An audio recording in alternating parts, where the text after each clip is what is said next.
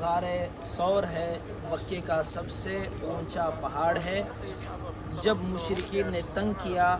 اللہ تعالیٰ کی طرف سے ہجرت کا حکم ہوا تو اللہ کے نبی حضرت ابو بکر رضی اللہ عنہ کو اپنے ساتھ لے کر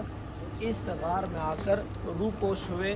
مشرکین کے ظلم و ستم سے بچنے کے لیے اللہ کے نبی مدینے کو ہجرت کر رہے تھے، تو کافروں نے یہ بھی کہہ دیا تھا کہ جو اللہ کے نبی کا پیچھا کرے گا اور اللہ کے نبی کو پکڑ کر لائے گا، اس کے لیے 100 اونٹ انعام۔ تفصیلی واقعہ ہے، تو دیکھیے کہ اتنا اونچا پہاڑ ہے، تو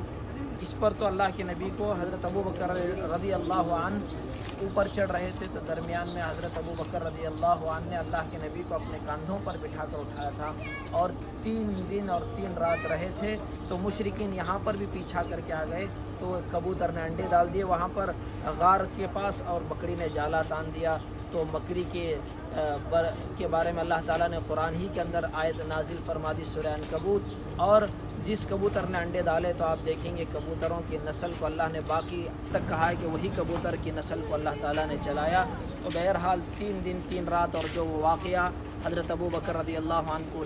سام کے ڈسنے کا ہے، وہ واقعہ بھی اسی کے اندر پیش آیا تھا۔ تو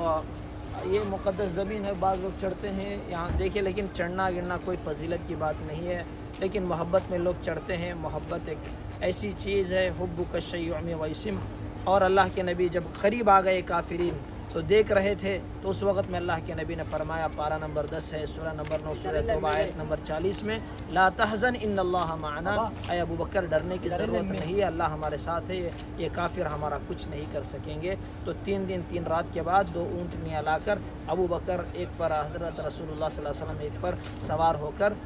شاریہ ہجرہ آج بھی موجود ہیں، وہاں سے مدینے کی طرف ہجرت فرما کر اللہ غار ثور ہے،